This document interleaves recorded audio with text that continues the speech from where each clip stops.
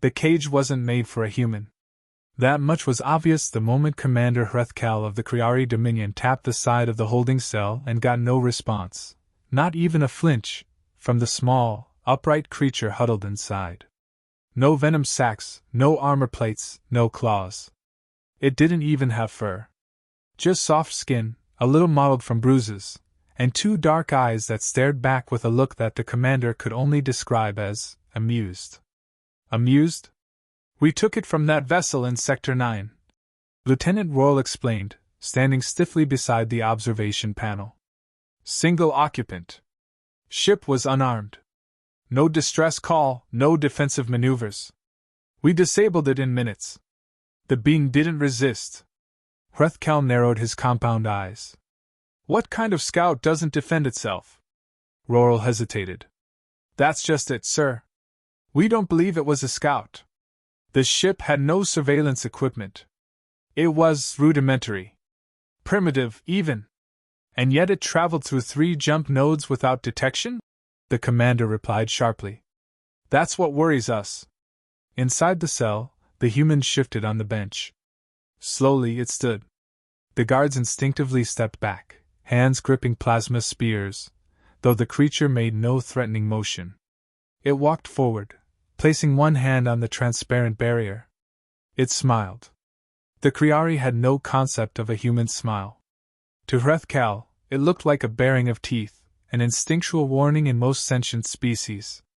But this creature did it with calmness. Confidence. Turn off the translator field. Hrethkal barked. The cell's hum died. A second passed. Then the human spoke. Do you even know what you've done? The voice was deep and deliberate, with the practiced tone of someone used to commanding rooms. The commander didn't respond. I wasn't the first human you saw, the man continued, but I will be the last one you ever lay eyes on. Royal twitched nervously. Sir, the translator. I understood him just fine. Because despite the thousands of languages processed through the Dominion's lexicon, this creature's words needed no translation. The message wasn't in the syllables. It was in the tone. The pacing. The way the air seemed to still around each syllable. And then the lights flickered. Just for a second. A tiny surge. The Kriari guards looked up, alert. It wasn't uncommon. Deep space outposts had minor power fluctuations from time to time. But this station was anchored to the moons of Varkesh Prime. Stable. Shielded. Impossible to breach. Until now. The human tilted his head. You should be watching your cameras. Royal tapped his console. The screen blinked, then sputtered into static. All feeds, engine bay, armory, hangar, gone. Something's interfering with internal systems. He stammered. Not from the outside, it's coming from the central node. The commander spun toward the tech officer. Cut power to the lower decks. Now. Too late. The entire floor shuddered. Faint screams echoed through the corridors, cut short before the echoes even had time to fade. The sound of boots pounding metal rang out, not from Kriari patrols, but something faster. Smarter. More deliberate. The human still hadn't moved from the glass. I warned you, he said. Hrethkal slammed a clawed hand against the console. What are you? What species uses unarmed scouts as bait? I'm not bait, the man replied coolly. I'm the hook. That's when the lights died completely. Emergency systems blinked on in crimson. Alarms blared, not with the rhythmic alert tones the Kriari were used to, but warped, static-laced bursts like a heartbeat turned mechanical. Thump thump. Thump thump. Something primal stirred in the Kriari soldiers. Fear. What's happening on Deck 3? Hrethkal demanded. A voice came through the comms, but it wasn't Kriari. And it wasn't machine. It was human. Deck 3 is clear, said the voice, casual as someone ordering lunch. We're moving to the command nexus. Expect resistance. Who is that? The commander roared. Get me visuals! But the screens remained static. Royal's hands danced over controls, sweat beading under his neck crests. Sir, our central node isn't responding. They're inside our network. Hrethkal turned to the prisoner. How did you get on board? Who else is here? The man finally stepped back. You're focusing on the wrong questions. He sat again, folding his hands. You should be asking yourself why we let you find me. Another scream. Closer this time. The Kriari weren't a species used to ambush. Their military doctrine centered on overwhelming force, rigid formations, numerical superiority. Surprise attacks weren't just cowardly, they were unnecessary. Until now. Hrethkal clenched his mandibles. You think this changes anything? You're still in a cell. The human stood up once more and said calmly, Am I?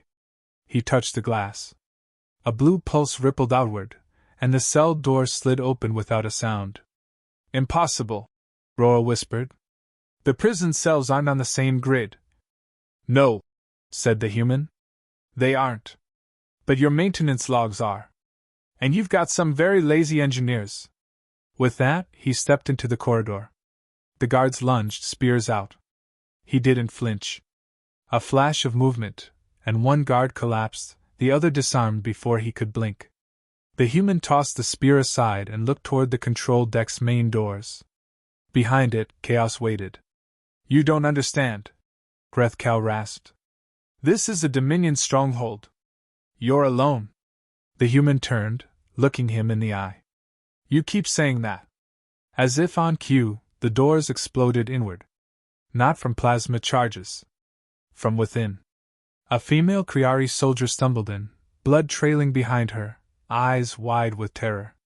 Behind her came a figure in matte black armor, humanoid but sleek, marked with a single red triangle over the visor. No sound. No words. Just the low whine of a charging pulse weapon. PFFFDHK. The Kriari officer dropped where she stood. Room's clear, the armored figure said. The human nodded. Good work, Cass. He stepped over to the commander. Now I'm going to ask you once. How many other humans have you taken? Silence. The human knelt, expression unreadable. Because if you lie, the rest of my team is going to treat this place like training ground zero. Still no answer. The human sighed and looked up at Cass. Execute deck sweep. Leave no one with a gun breathing. Cass turned, tapping her calm. Roger that. Commence phase 2. The last thing Hrethkal saw before Cass shut the door was the human's face, calm, unwavering, and filled with something far worse than rage. Purpose. For the first time in his career, the Kriari commander realized the truth. They hadn't captured a primitive species. They'd woken something that had been watching all along. And it was already inside. There were screams behind every door now. Not the disciplined cries of wounded soldiers, but the chaotic, ragged sounds of panic. A gurgle here. A crashing console there. The Kriari's ship had always been a fortress of order, until the humans came aboard. Now, it was a tomb echoing with confusion and fear. Cass moved like a ghost down the corridor, her matte armor absorbing the red emergency glow. At her side was Juno, another operative, slender, fast, more shadow than soldier. Between them, they left no trail but silence and shut-down systems. Deck 4 is purged, Juno reported into the encrypted comms. Minimal resistance. Targeted biometric systems disabled. AI cores scrubbed. Proceed to engineering, came the human leader's voice. Calm. Certain. Cass didn't question. She simply nodded and turned left at the fork, Juno peeling off toward the lower levels. The hallway stretched ahead, dim, smoke-filled. At the far end, a group of Kriari soldiers crouched behind blast shields, plasma cannons trained down the corridor. Cass ducked behind a support beam, held her breath, and activated her cloak. Not invisibility. Too noisy, too detectable. Just a temporary distortion. Just enough to make them doubt what they saw. She moved. 1 second she was beside the beam. The next, she was behind them. 3 seconds later, the only sound was a plasma cannon discharging once, without a target. Meanwhile, back in the command deck, the human prisoner, Noah Carrick, moved with calculated precision, pacing around the now subdued bridge. Hrethkal had been secured to the bulkhead, not brutally, but efficiently. His claws were bound, his crest slumped low. He watched Carrick, but the fight was already gone from his eyes. "You don't understand," the Kryari commander said again, his voice quieter now. "We've fought entire planetary coalitions. Crushed rebellion nests and gas giants. We dominate 6 systems." Carrick knelt beside him. "And how many of those systems had humans?" The question landed like a blade. Hrethkal struggled to respond. You're scattered. A fledgling species. We saw no central authority. No unified fleet." "Exactly." Carrick smiled faintly. "And yet here I am." The commander looked up. "What are you?" Carrick tapped the side of his neck, just behind his ear. A faint blue shimmer lit beneath the skin. "We're what happens when you mistake patience for weakness. When you confuse silence with absence. When you think your superiority is destiny instead of delusion." The door slid open. Cass entered, helmet off now. Her face was human, unmistakably so, freckles across sharp cheeks, eyes like winter steel. Her expression was unreadable. "Decks 3 through 6 are secure," she said. "Engineering is locked down. Juno's handling the AI purge. Flight Bay is rigged with dead man protocols. They're not going anywhere." "Good," Carrick said, standing. He turned toward the central bridge controls. They'd been encrypted, of course. Kryari systems were designed to resist tampering. But Juno had already started rewriting the neural access points. And besides, this wasn't a hijack. It was a message. "Broadcast it," Carrick ordered. Cass tapped into the comms array. Red warning glyphs blinked, Dominion protocol alerts. Irrelevant now. She entered a sequence that didn't exist in any Kryari database. A human sequence. Across the entire sector, every Dominion ship, station, and listening outpost received the same message. "This station has been claimed under Article 5 of the Terran Defense Accord. Any vessel entering this region will be met with lethal force. You took the wrong hostage. We are the answer to a question you didn't know you were asking." Carrick watched the transmission end. Then he looked back at Hrethkal. "I want to know where the others are." The Kryari didn't answer. Not because of defiance, but because of something far worse. Shame. We sent them to Vale's Reach. For dissection. Neural scans." Carrick didn't blink. "How many?" 5. "That we know of." Cass's jaw tightened. Carrick nodded slowly, processing. He turned to the console, fingers dancing over keys. This station had dozens of secure Dominion communication lines, military channels, supply routes, reinforcement pings. One by one, he began to light them up. False distress signals. Supply reroutes. Fleet diversions. He fed chaos into the system. Every Kryari force near Vale's Reach would be redirected. Every defense protocol shuffled just enough to leave a gap. The human strike team wasn't large, only 6 of them, but they didn't need numbers. They needed windows. And Carrick was tearing one open. "You're not just here to escape," Hrethkal said quietly. "No," Carrick replied. "I'm here to end the notion that humans can be taken." He nodded to Cass. "Tell them. Operative protocol." Cass tapped her comm. "Red status confirmed. Phase 3 underway. All units execute strike vectors." A single Kryari technician, barely more than a juvenile, trembled as he listened from a hidden alcove in the station's vent system. He couldn't understand the human words, but he knew the tone. The tempo. Every species did. War. But it wasn't just war, it was precision. It was as if the humans had studied the Dominion not from across the stars, but from inside the walls. They knew the ship's schematics. The bypass routes. The location of officers. The sleep cycles of guards. This wasn't improvisation. It was preparation. And worse? It wasn't personal. To Carrick and his team, this wasn't vengeance. It was deterrence. Every move they made screamed, "Do not try this again." Elsewhere on the station, Juno reached the core AI chamber. Dominion AIs were not true sentients, just advanced construct matrices with millions of logic routines. Still, they were impressive. But Juno wasn't impressed. She inserted a human-made override key, a thin obsidian blade no longer than a thumb, into the core's crystalline interface. "Hello, operator," said the AI. "This node is restricted." "I know," Juno replied. And she flipped the switch. All cameras across the Dominion station went dark. Then, system by system, they came back online. But not with the same eyes. Now they served someone else. When Juno walked out of the core chamber, she didn't speak. She didn't need to. Cass and Carrick both saw the indicator blink green on their HUDs. Control achieved. Carrick turned to Hrethkal one last time.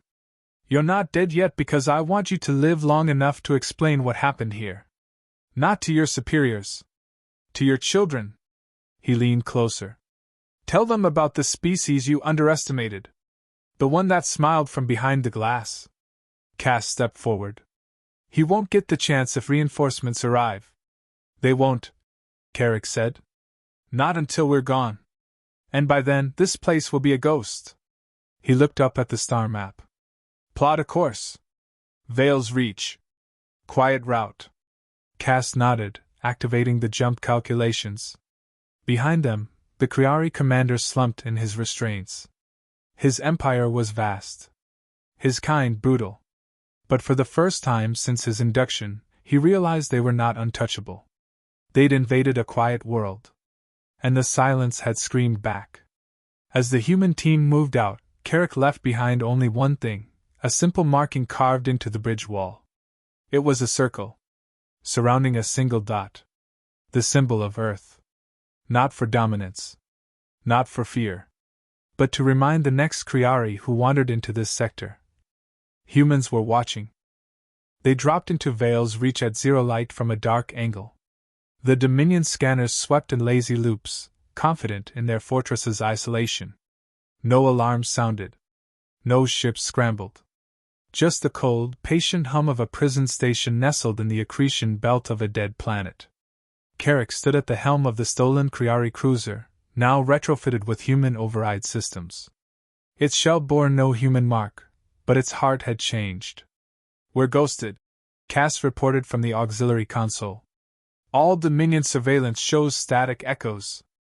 We're not just invisible, we're non-existent." Carrick nodded. "Prep the drop team." 3 other operatives joined them in the central chamber. Juno, silent and pale from the AI core blackout she pulled back at the station. Grant, a muscle slab of a man with hands that could twist steel and a mind like a scalpel. And Reyes, the team's combat tech, eyes like razors, fingers always twitching. Each bore the scars of previous encounters with alien empires that thought human meant harmless. This was different. "This place," Reyes said, loading a grav-suppressed rail pistol, "isn't just a lab. It's a grave. Let's make sure it stops collecting bodies," Carrick said. The team sealed their drop pods, 5 matte black cylinders magnetically slotted into the underbelly of the hijacked Dominion vessel. No engines. Just gravitational freefall and stealth shrouds. No more words. Only countdowns. 5. Each pod launched like a shell into the void. 4. They punched through the Reach's outer shielding. 3. Static danced around them, scraping at their stealth fields. 2. Alarm pings echoed briefly from the Dominion net, but they were false readings, jammed and mirrored. 1. The pods struck the outer hull. Silently. Magnetic anchors engaged. Carrick's visor flashed, sync lock complete. They were in. Within minutes, the team breached the access hatch and slipped inside the Dominion's research station. The interior was sterile. Too clean. No personal effects. No individuality. Just corridors of chrome and bone-white lighting, and the faint antiseptic stench of death covered up with air filters. Carrick scanned the schematic Reyes had hacked earlier. "Cells are 2 levels down. Biolabs between us and them. We split into 2 fire teams. Reyes, Juno, clear the labs and neutralize any data cores.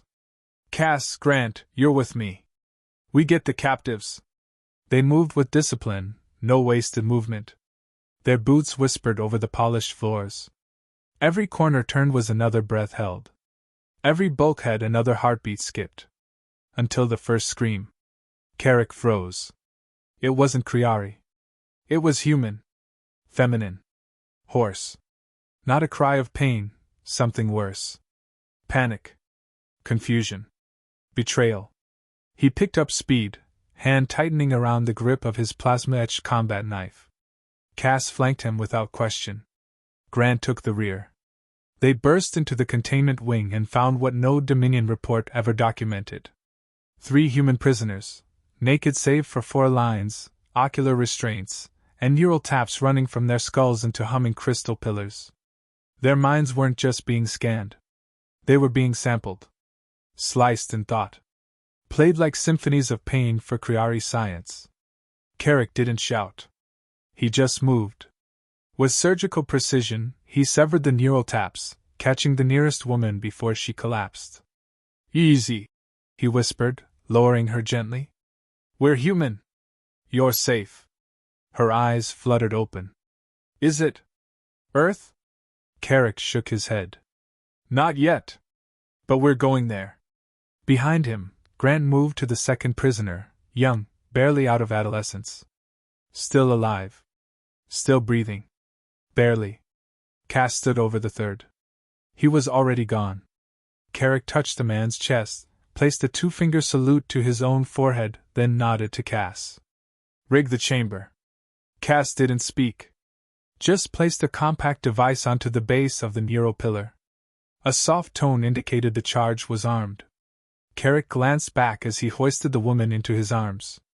You don't get to make labs out of us, he muttered. You get to bury your mistakes and pray no one else finds out. A crackle hit his comms. Race. Carrick, you need to see this. Now. Biolab wing. Hall C. He didn't ask questions. Just ran. Cass and Grant followed, buffals echoing through the empty halls until they reached Hall C, and froze. The walls were lined with bodies. Dozens. Humans. Preserved like trophies. Some were opened at the chest, organs missing. Others were intact, but empty. Eyes hollow.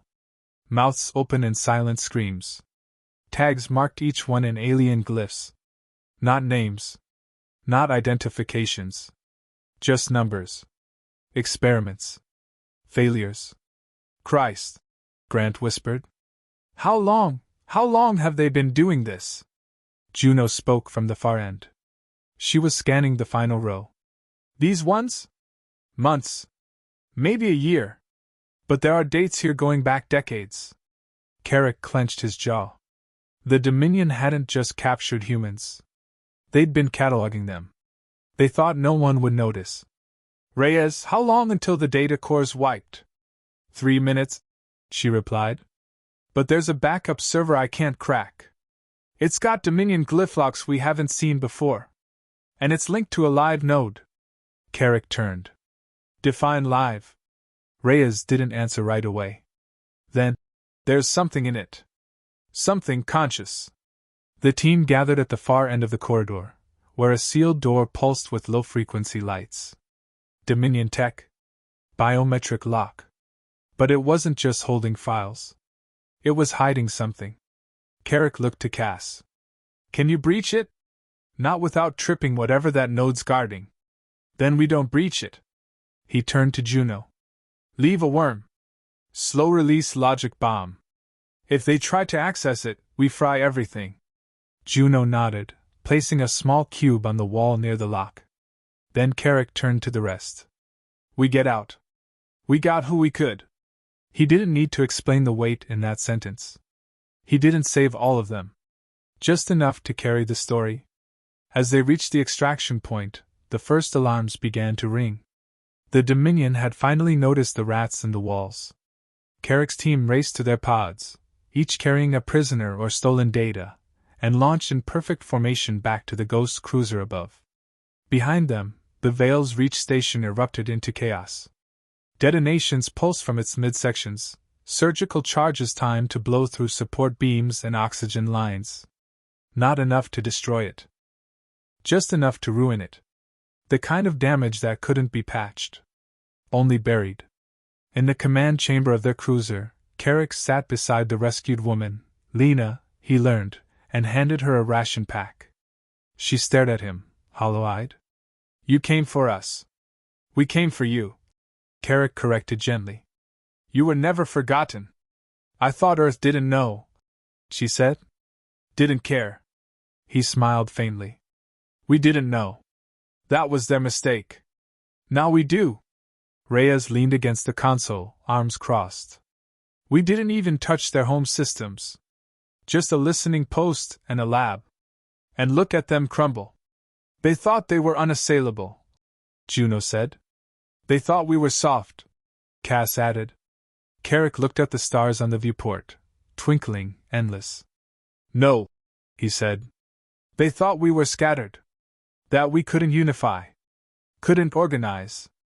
Couldn't respond. He looked back at his team. But this?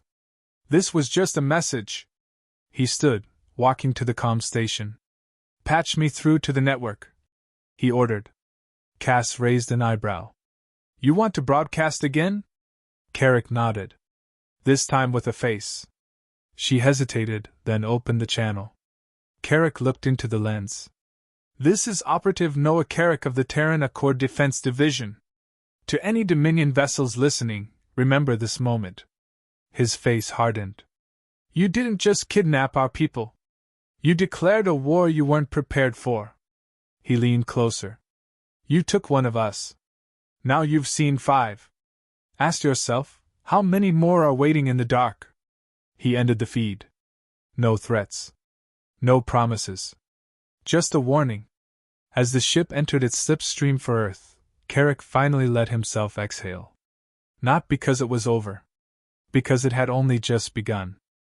The stars over Earth had never seemed so quiet. Carrick stood aboard the orbital platform Sentinel-9, watching the planet's blue curve spin slowly beneath him. Lights glittered across continents in soft veins of civilization. It should have brought comfort. But his jaw was clenched. The mission was a success, technically. 3 captives rescued. Dominion facility disabled. Data stolen. Enemies warned. But behind Carrick's eyes burned the memory of those glass coffins lining the walls of Vale's Reach. Humans who hadn't made it. Whose names would never be known. They had come home as martyrs. And Carrick had brought their ghosts with him. Cass stood beside him, helmet under her arm. She hadn't said much since debrief. None of them had. Behind them, through the pressurized door, lay the Terran Strategic Council chamber, an oval room filled with brass and glass, where admirals, scientists, and bureaucrats were now frantically reviewing the Dominion data cores. An hour ago, they'd been calm. Confident in their diplomatic strategies. Then they saw the footage. Do you think they'll act? Cass finally asked.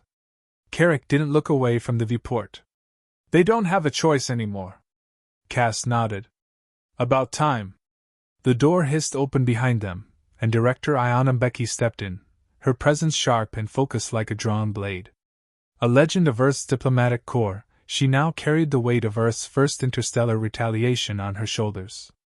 You made quite the impression, she said without humor. Carrick turned. Did I cross a line? No, she replied. But you erased one. And the Council isn't ready for what comes next. I didn't go rogue, he said. They ordered us to find out what happened to the missing ships. We did. And then some, Ayanna replied. She handed him a data slate. These are the species who've pinged us since the broadcast. Some in fear. Some in awe. A few offering alliances. The rest are quiet. Carrick scrolled. Dozens of names. Some he recognized, trading cultures on the fringe, militarized empires orbiting dying stars. Others were unknown, marked only by coordinates and threat ratings. And the Dominion? He asked. Ayanna's jaw flexed. Officially? Denying everything. Unofficially? They're moving ships. Quietly. Not toward us, yet. But they're not retreating either. You embarrassed them. No, Carrick said. I exposed them. She nodded slowly, letting silence hang for a moment. Then, softer. There's talk of formal war authorization. Carrick turned away. It's not about war. It's about consequence. Iona folded her arms. To them, it's the same thing. Carrick didn't argue. He just stared at Earth. You should know, Iona added. Lena's awake. His head lifted slightly. She asked for you? The medbay was sterile, quiet, but not cold. Lena sat upright now, draped in a standard-issue recovery robe, her skin still pale, but her eyes focused. Carrick entered slowly. You came, she said. Again. I keep my promises. She looked down at her hands. They wanted to see what made us different. Thought they'd find something in our neurons. Some anomaly. They did, he said. You're still breathing.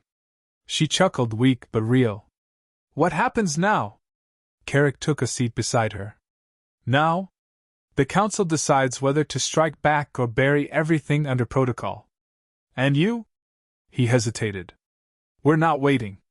Lena studied him for a moment. You're going to find the rest. We have locations, he confirmed. Suspected facilities. Ships still missing. If even one human's alive, we're bringing them home. Her voice lowered. You think they'll ever stop coming? Carrick's eyes didn't flinch. Not until we make them afraid to try. Silence stretched between them. Then she said, You're different from what I imagined. How's that? I thought our first response would be bigger. Fleets. Bombs. Diplomats with threats and flags. Carrick smiled faintly. We're not here to show off. We're here to correct a mistake. She reached out, touching his hand. Then don't let them forget what happened. Any of it. I won't, he said. And he meant it. 3 days later, in the dark belt around a brown dwarf called Paskin III, a Dominion fleet awaited orders in silence. 18 ships strong, stationed around a listening post that once siphoned transmissions from human trade lanes. The post had gone quiet. No one knew why. No one was brave enough to investigate. Not until a single Dominion scout vessel approached, flickering with minor electrical interference, barely worth reporting. Until it broadcast something. A single signal. A voice. We're not coming to negotiate. We're coming for our people. Then everything went black. The post vanished. No impact signatures. No distress call. Just silence. Back on Earth, Iona stood before the Strategic Council, surrounded by murmurs and arguments. Military leaders demanded countermeasures. Scientists pushed for analysis. Politicians scrambled for leverage. Iona raised a hand. The room fell silent. We sent a message, she said. Not just to the Dominion. To the galaxy. And now the galaxy is watching. What do we do? Asked one counselor. Iona looked at the symbol behind her, the Earth encircled by the Terran Accord emblem. A symbol that had once meant little beyond orbit. Now it meant something else. No, she said. We act like the species they never saw coming. Carrick stood on the tarmac of Launch Ring 7, armor sealed, weapons slung, visor down.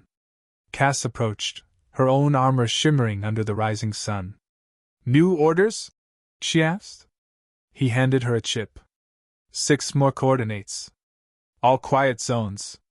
All suspected Dominion. Cass slipped it into her bracer. And the Council? They'll sign off once the dust settles. We'll already be back by then.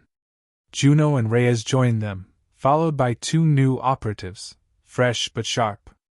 The kind of soldiers who'd studied the Dominion files not just with anger, but with precision. Carrick scanned his team. Today we strike again. Tomorrow they retreat. One day they vanish. Reyes smirked. One mission at a time? Carrick turned toward the drop ship. One message at a time. They boarded the vessel. It lifted with a low hum, fading into the morning light. And across the stars, old empires whispered warnings about the humans. Not about their weapons. Not about their fleets. But about what happened when you captured one. Because the first human they took was the last they ever saw.